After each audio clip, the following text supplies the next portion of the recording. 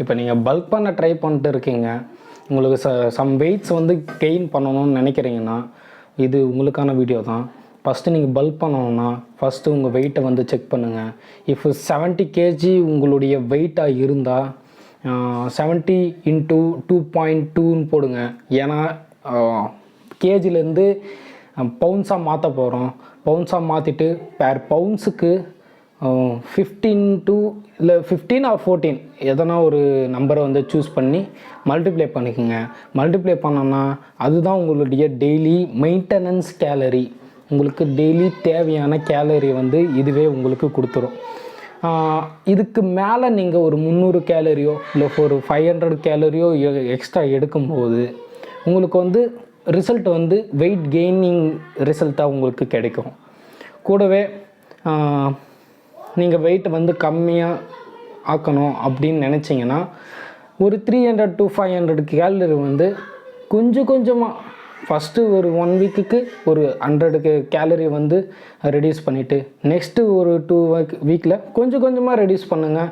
Just walk போங்க, அப்புறம் cardio பண்ணுங்கள். ஜஸ்ட் ஒரு கார்டியோ பண்ணிங்கன்னா கொஞ்சம் கேலரிஸ் கம்மியாக இருக்கும். நீங்கள் ரொம்ப அப்படேட் ஆக மாட்டீங்க. எப்படின்னா ரொம்ப பசியாக இருக்கும்.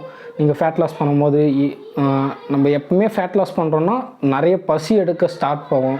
ஏன்னா நல்லா சாப்பிட்டு வந்த வயிறு இப்போ சாப்பிடாமல் இருக்கும் போது கொஞ்சம் வெயிட் ஸ்ட்ரகிள் பண்ணுவீங்க நீங்கள். ஆக்சுவலாக ஒரு 200 to 300 கேலரிஸ் வந்து கம்மி பண்ணலாம். ஆனால் ஃபர்ஸ்ட் வீக் வந்து ஒரு 100 கேலரிஸ்க்கு வந்து கம்மி பண்ணிங்க. கம்மி பண்ணிட்டு ஒரு கார்டியோ மெயின்டைன் பண்ணுங்கள். ஒரு 1/2 hour இல்லை 1 hour கார்டியோ வந்து போங்க. ப்ராப்பராக ஒரு எக்கு தான் கரெக்டாக இருக்கும் எனக்கு தெரிஞ்ச வரையும்.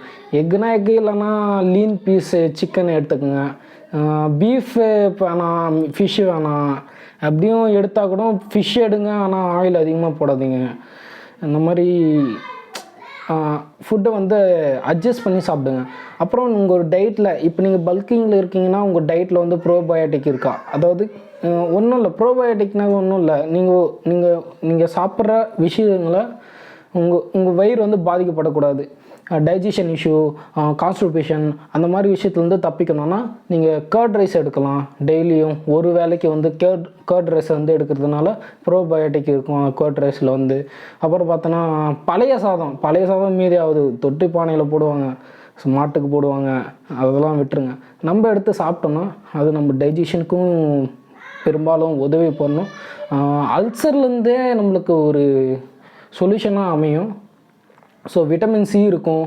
அப்புறம் சம் ப்ரோபயோட்டிக் அது கூடவே தயிரும் சேர்த்திங்கன்னா இன்னும் பெனிஃபிஷியல். டெய்லி கன்சியூம் பண்ணும்போது எந்த ஒரு இஷ்யூஸும் ஆகாது.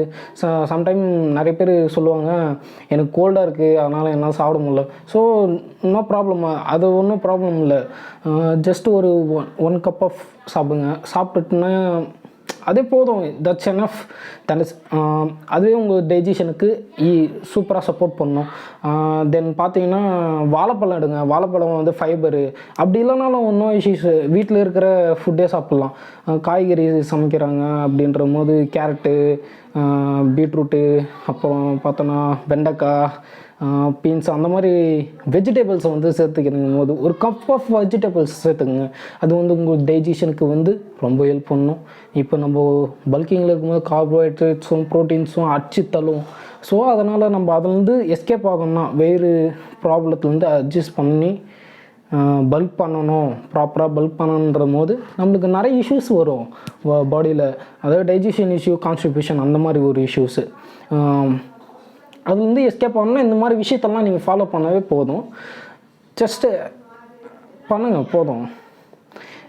இந்த மாதிரி விஷயத்தையும் நீங்கள் ஃபாலோ பண்ணிங்கனாவே உங்களால் பல்க்கும் பண்ண முடியும், உங்கள் வெயிட்டும் ரெடியூஸ் பண்ண முடியும். What ever it's everything you can do. Follow this channel and support this channel. Subscribe this video. ஆக்சுவலாக சப்போர்ட் பண்ணுங்கள், அவ்வளோதான் நான் சொல்ல வந்தேன், வேறு ஒன்றும் இல்லை. லைக் பண்ணுங்கள், சப்ஸ்கிரைப்